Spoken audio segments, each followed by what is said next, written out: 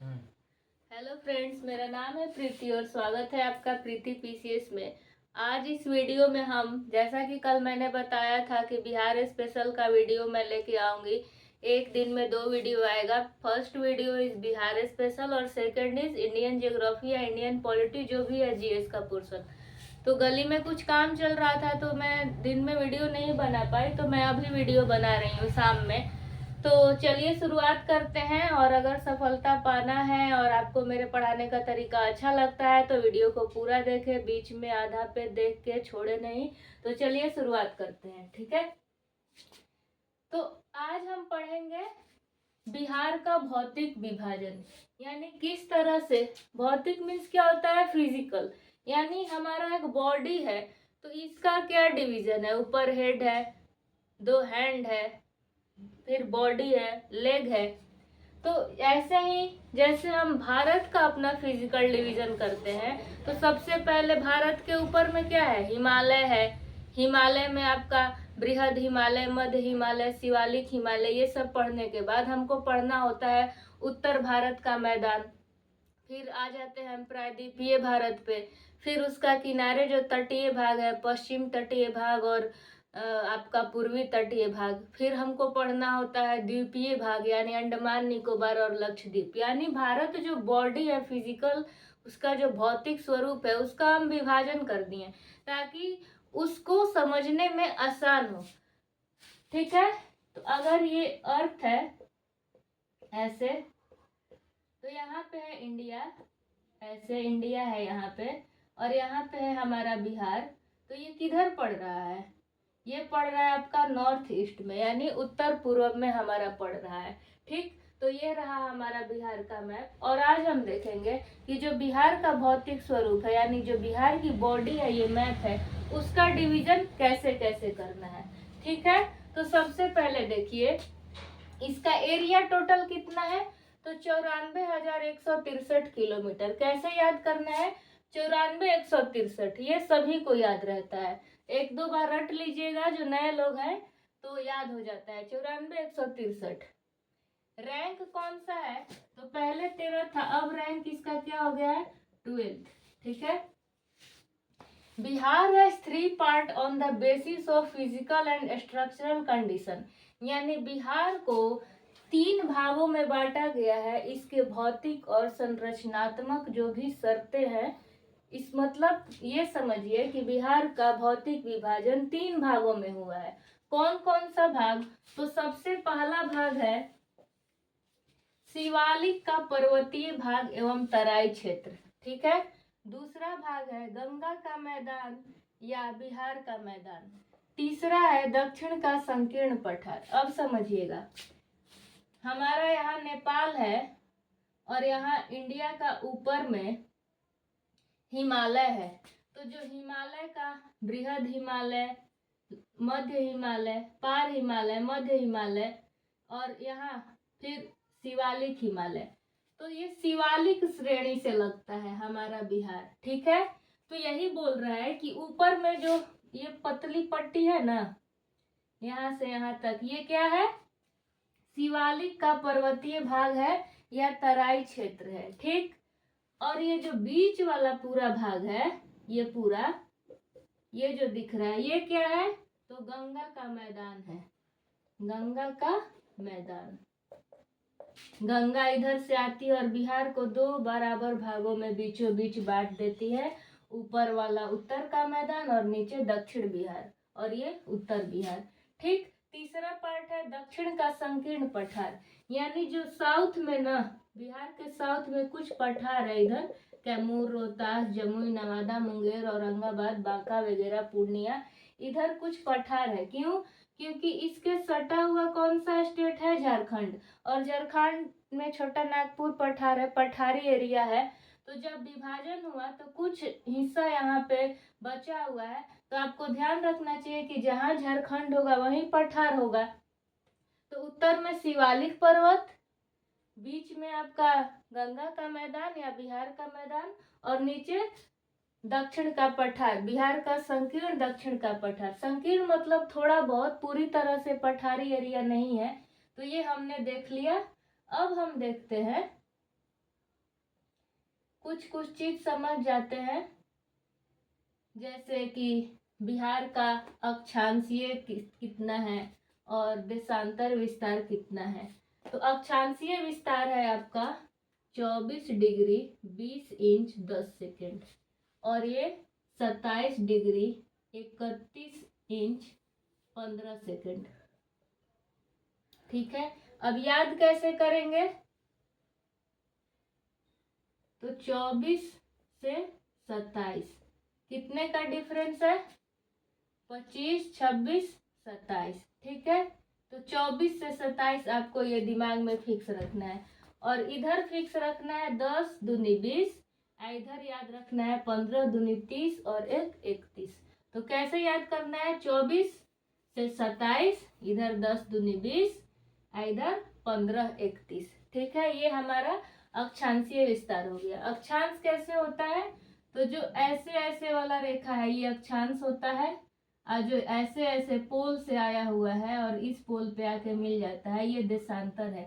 और देशांतरीय, अब इसका देशांतर स्वरूप कैसा है? कहाँ से कहाँ तक है? तो 83 से है 88 तक, यानी 5 का डिफरेंस है। 83 degree 19 inch 55 second, 88 degree 17 inch 40 second. हमें याद क्या करना है? 83 88, 17 40, 19 50। इधर 40 है, इधर 50 है। शुरुआत में 83 वाले में 50 है, इधर 10 घट गया, 88 वाले में 40 है। हमने क्या याद किया? 24 24 20 10, 27 15 31, 10 20। और इधर हमें याद करना है 83 19 50, 88 17 40, 83 88 24 27। ठीक, बस और कुछ याद नहीं करना है। उसके बाद हमें देखना है कि बिहार के नॉर्थ में क्या है। तो नॉर्थ में है नेपाल, पूर्व में है पश्चिम बंगाल, दक्षिण में है झारखंड और आपका पश्चिम में है उत्तर प्रदेश। ठीक है, और हमने क्या देखा फिजिकल डिवीजन में? शिवालिक श्रेणी, गंगा का मैदान, दक्षिण का पठार।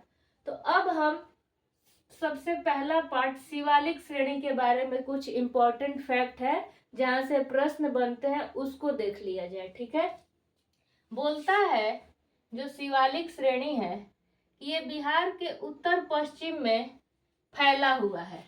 ठीक, उत्तर से पश्चिम में, इधर पश्चिम में और इधर उत्तर में फैला हुआ है। कहाँ तक? 932 किलोमीटर एरिया में। तो अगर प्रश्न बनता है बिहार में शिवालिक श्रेणी का विस्तार का कुल क्षेत्रफल कितना है, तो 932 किलोमीटर। ठीक है, अब है कि इस शिवालिक श्रेणी को भी, इस 932 किलोमीटर की जो श्रृंखला है, श्रेणी है, इसको 3 भाग में बांटा गया है। क्या क्या? तो रामनगर दून, दूसरा सोमेश्वर श्रेणी और तीसरा दून घाटी। ठीक है, रामनगर दून, सोमेश्वर श्रेणी और दून घाटी। दून किसको कहते हैं?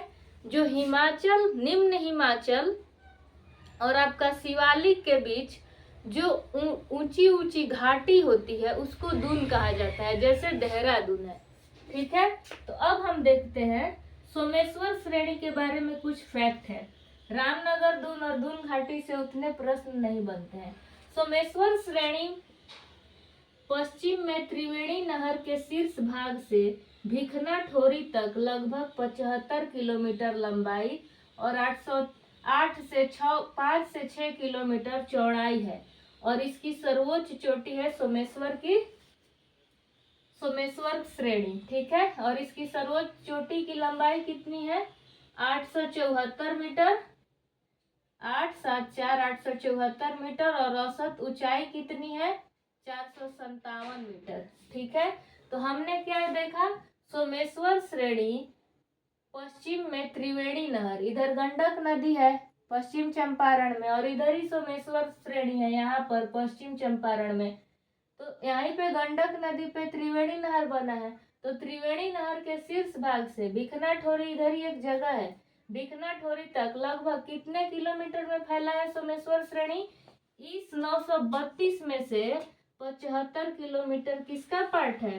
सोमेश्वर श्रेणी का। अब बाकी जो बचा पार्ट वो रामनगर दून का और दून घाटी का।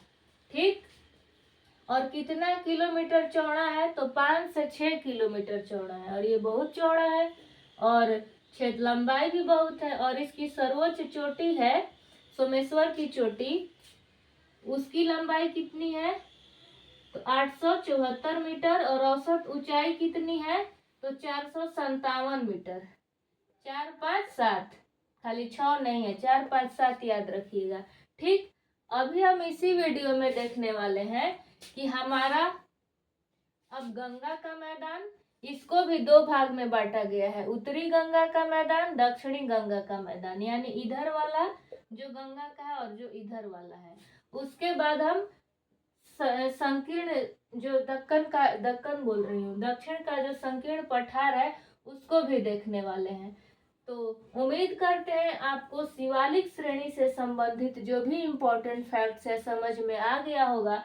अब हम इसी वीडियो में गंगा का मैदान और दक्षिण का संकीर्ण पठार देखने की कोशिश करेंगे और अच्छे से यही समझ जाएंगे। और इससे संबंधित जो भी प्रश्न बनाना होगा हमारे टेलीग्राम चैनल पे मैं पोल क्रिएट कर दूंगी, वहां आपका प्रैक्टिस हो जाएगा। तो चलिए अब देखते हैं गंगा के मैदान के बारे में। अब हम देखने वाले हैं अपना गंगा का मैदान और दक्षिण का संकीर्ण पठार। तो चलिए देखते हैं अपना दूसरा पार्ट। हमने शिवालिक श्रेणी पढ़ लिया। गंगा का मैदान जो है इसका बिहार में लगभग कितना प्रतिशत विस्तार है? तो 95%। इसीलिए यहाँ पे खेती होती है क्योंकि यहाँ मिट्टी है, मैदानी एरिया है। इसका निर्माण गंगा और इसकी सहायक नदियों द्वारा लाई गई जलोढ़ मिट्टी से हुआ है। ठीक है, गंगा नदी है और इसकी सहायक नदी है, जैसे घाघरा, गंडक, घाघरा हो गया, गंडक, बूढ़ी गंडक, बागमती, कमला, कोसी, महानंदा। ठीक है, तो इसका विस्तार ऐसे हुआ है और इसका विस्तार कितना है? तो 90,650 किलोमीटर, यानी जो हमारा एरिया है 96,163 किलोमीटर, 94,163। इस 94 में से 90,000 जो विस्तार है वो गंगा का मैदान का ही है, यानी 95%। ठीक है, अब गंगा के मैदान का समुद्र तल से ऊंचाई कितनी है? तो 60 से 120 मीटर, यानी 60 दूनी 120, 60 से 120 मीटर समुद्र तल से ऊंचाई है। किसका? गंगा के मैदान का। ओके, अब इस गंगा के मैदान को 2 भाग में बांटा गया है। पहला उत्तरी बिहार का मैदान और दक्षिणी बिहार का मैदान, यानी इधर उत्तर वाला और ये साउथ वाला, यानी ऐसे बीचों बीच गंगा नदी आ रही है। इधर इसकी सहायक नदी है सभी, इधर से भी नदी आ रही है। तो दक्षिण बिहार का मैदान और इधर उत्तर बिहार का। तो उत्तर बिहार के मैदान में कौन कौन सी नदी है? घाघरा नदी, गंडक नदी, बूढ़ी गंडक नदी, कोसी, महानंदा। दक्षिण में सोन है, पुनपुन है, फल्गु है, क्यूल है, अजय है। तो अब इसमें मेन चीज क्या है कि ये सारी नदियां अपने साथ जो गाद मिट्टी लेके आती हैं और बिछा देती हैं और उससे एक मैदान का निर्माण होता है, जिसमें मैक्सिमम जो गाद लेके आती हैं, कौन सा मिट्टी होता है उस गाद में? तो जलोढ़ मिट्टी। तो उस जलोढ़ मिट्टी में भी जैसे यहाँ पे गाद लेके आई, इकट्ठा करते जा रही है, इकट्ठा करते जा रही है। ठीक है, तो यहाँ पुराना इकट्ठा हुआ, कौन सा मिट्टी? जलोढ़ मिट्टी। इस जलोढ़ मिट्टी में जो नया वाला, सपोज यहाँ से बह रही है, इतना दूर गाद लेके आई, ठीक है, अपने साथ गाद, मिट्टी वगैरह, बालू, कंकड़, पत्थर, अपशिष्ट जो भी है, तो ये कहलाएगा खादर, यानी नया वाला खादर जलोढ़ मिट्टी। आज जो पुराना इधर फैल गया है, दूर जाके फैल रहा है, पुराना हो गया, पुरानी जलोढ़ मिट्टी को क्या कहेंगे? बांगर। अब इसमें बहुत सारे लोग कंफ्यूज हो जाते हैं। तो बांगर सीमेंट क्या होता है? लंबा टिकता है, सालों साल, पुराना भी हो जाएगा तो कोई दिक्कत नहीं है। तो बांगर सीमेंट से याद रखिएगा पुरानी जलोढ़ मिट्टी और खादर वाला नई जलोढ़ मिट्टी। ठीक, इसमें बस मैक्सिमम यही है कि ये जलोढ़ मिट्टी है। और जो दक्षिण बिहार का मैदान है, इसमें आपको याद रखना है कि जो गंगा नदी आती है बीचों बीच, ये और ये वाला एरिया कितना 10 किलोमीटर चौड़ी एक पट्टी है, जिसको क्या बोलते हैं, टॉल क्षेत्र।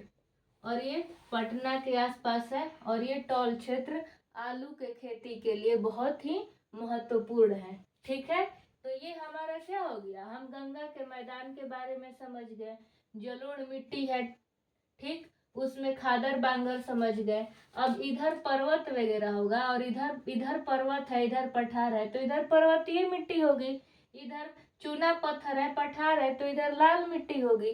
तो हम बिहार की मिट्टी जब पढ़ेंगे, जस्ट इसके बाद मिट्टी पढ़ेंगे, क्योंकि अभी हमने इसका फिजिकल डिवीजन देख लिया कि इसका बॉडी कैसा है, अब इसमें मिट्टी कैसी है ये भी देखेंगे। ठीक है, अब हम आते हैं जो तीसरा हमारा पार्ट है। फर्स्ट पार्ट पढ़ लिया, सेकंड पढ़ लिया, थर्ड पार्ट दक्षिण का संकीर्ण पठार। तो दक्षिण का संकीर्ण पठार ये पश्चिम में कैमूर, यहाँ पे है कैमूर, कैमूर जिला से शुरू होकर पूर्व में मुंगेर एवं बांका जिला तक विस्तार है। यानी कैमूर से लेके इधर लास्ट में बांका तक, यानी इधर कैमूर, रोहतास, गया, औरंगाबाद, जमुई, नवादा, इधर बांका, पूर्णिया सब। ठीक है, अब इसी पठारी एरिया में हमें खनिज वगैरह मिलते हैं, क्वार्टजाइट हो, सोना हो जो जमुई में मिला हुआ है, अबरख का कुछ पार्ट हो, मैग्नीज हो, टीन हो, लोहा हो, ये सभी चीज, एस्बेस्टस हो, चूना पत्थर, सीमेंट, पाइराइट्स। तो पाइराइट्स इकलौता बिहार ही उत्पादन करता है, और वो भी पाइराइट्स कहाँ, तो रोहतास जिला में। ठीक, अब इस दक्षिण के पठार को दो भाग में बांटा गया है, एक कैमूर का पठार, और ये किसका अंग है, तो विंध्याचल पर्वत श्रेणी का अंग है। ठीक है, कैमूर का पठार, और दूसरा इधर खड़गपुर का पठार, जो झारखंड वाला एरिया से लगा हो, नीचे झारखंड है ना जी, तो झारखंड वाला एरिया से जो लगा है वो छोटा नागपुर का अंग है, इसको खड़गपुर का पठार, जिसमें मुंगेर वगैरह सब आ जाता है। और इधर कैमूर का पठार, जिसमें रोहतास वगैरह आता है। तो कैमूर के पठार को रोहतास का पठार भी कहते हैं। तो जिधर पठार होगा उधर ही खनिज होगा। तो जब हम लोग बिहार के खनिज के बारे में पढ़ेंगे, तो आपको याद रखना है कि जब बिहार का आप खनिज पढ़िएगा, तो आपको इस टोटल एरिया में कहीं खनिज नहीं मिलेगा। इधर क्या होता है, खेती होता है, इधर उत्तर भारत के मैदान में इधर पानी ही पानी है, तो मत्स्य पालन, मखाना, ये सभी चीजें, तो हम जब कृषि पढ़ेंगे तो उसको यहाँ डील करेंगे। यहीं पे चाहते तो बहुत कुछ डील करते, बट ये टॉपिक लेंदी हो जाता और माइंड डाइवर्ट हो जाता, ये मेंस का पार्ट हो जाता पूरा डीपली, और हमें बस डिवीजन समझना है। हम फिर धीरे धीरे इसकी मिट्टी पढ़ेंगे, खेती पढ़ेंगे, और जब खनिज पढ़ेंगे, तो जब हम खनिज पढ़ेंगे तो आपका दिमाग लगाना है कि बस इतना एरिया में जो जिला है ना, कैमूर, रोहतास, गया, औरंगाबाद, मुंगेर, जमुई, नवादा, आपका पूर्णिया, बांका, तो बस इसी से सपोज पूछ लिया कि टीन कहाँ पाया जाता है बिहार में, तो टीन गया में पाया जाता है। ऑप्शन में मुंगेर भी है, ऑप्शन में दूगो उत्तर बिहार का जिला दे दिया, पश्चिम चंपारण दे दिया, और आपका कुछ दे दिया सुपौल। तो पश्चिम, अब उत्तर में कहा, उधर तो पठारे नहीं है, तो ऐसे ही दूगो एलिमिनेट हो गया। अब इसमें याद करना है कि आपको टीन गया में मिलता है, मुंगेर में क्या मिलता है, तो मैग्नीज वगैरह मिलता है। तो जब बिहार का खनिज वाला चैप्टर पढ़ेंगे, तो यहाँ पे ये सब चीज हम डील कर देंगे। तो अभी हमने क्या देखा, एक बार क्विक रिवीजन कर लेते हैं। ठीक है, हमने देखा जो अपना बिहार है, इसका 3 पार्ट है। उत्तर में हिमालय या शिवालिक, हिमालय का जो सबसे नीचे वाला हिस्सा है शिवालिक श्रेणी, बीच में हमने देखा गंगा का मैदान, कैसे इसकी सहायक नदियों से इधर पूरा जलोढ़ मिट्टी फैला हुआ है। नीचे हमने देखा दक्षिण का पठार, जिसमें हमने क्या देखा, कैमूर का पठार जो विंध्याचल पर्वत का अंग है, और एक खड़गपुर, खड़गपुर का जो छोटा नागपुर का छोटा नागपुर का हिस्सा है। ठीक, इसमें भी हमने देखा नॉर्थ प्लेन और साउथ प्लेन, और इसमें भी हमने देखा रामनगर दून, सोमेश्वर श्रेणी और दून घाटी, जिसमें से सोमेश्वर श्रेणी में हमने पढ़ा कि ये त्रिवेणी नहर के शीर्ष से भिखना ठोरी तक है और इसका विस्तार 932 किलोमीटर है।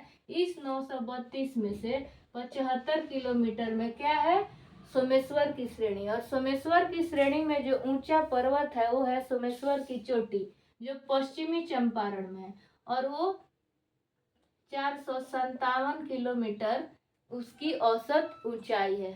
हमने गंगा के मैदान में ये देखा कि इसका समुद्र तल से ऊंचाई कितनी है, तो इसका समुद्र तल से ऊंचाई है 60 से 120 किलोमीटर, यानी हमने अच्छे से समझ लिया। हमने बिहार का अक्षांशीय विस्तार देखा, जिसमें 24 से 27, इधर 24, 20, 10, और इधर हमने क्या देखा था 27, 31, 15, 15 दूनी 30, 1 जोड़ 2 31, इधर 24 से 27, इधर 10 दूनी 20। फिर हमने क्या देखा था 83 से 88, 5 का गैपिंग, बस इतना याद रखिए। एक तरफ था 70, एक तरफ था 40, नहीं एक तरफ था 50, एक तरफ था 40। ठीक, तो ये हमने आज टोटल देखा। तो उम्मीद करते हैं कि आपको ये वीडियो बहुत पसंद आया होगा और यहीं पे सारा चीज कॉन्सेप्ट क्लियर हो गया होगा। तो मिलते हैं नेक्स्ट वीडियो में। आपको ये वीडियो कैसा लगा, समझ में आया या नहीं, कमेंट करके बताइएगा। आपका एक एक कमेंट बहुत मायने रखता है। और आपको और किस चीज, अगर कोई चीज समझ में नहीं आया तो आप मुझे कमेंट कर सकते हैं। और दूसरा चीज कि इससे संबंधित जितने भी प्रश्न बनेंगे मैं अपने टेलीग्राम चैनल पे डालूंगी, तो वहाँ पे क्विज करने के लिए और डिस्कशन करने के लिए डिस्क्रिप्शन में टेलीग्राम चैनल का लिंक होगा, आप वहाँ से उस लिंक को ज्वाइन कर सकते हैं। तो thank you so much guys, अच्छे से पढ़िए, स्वस्थ रहिए। Okay, take care, bye, good night.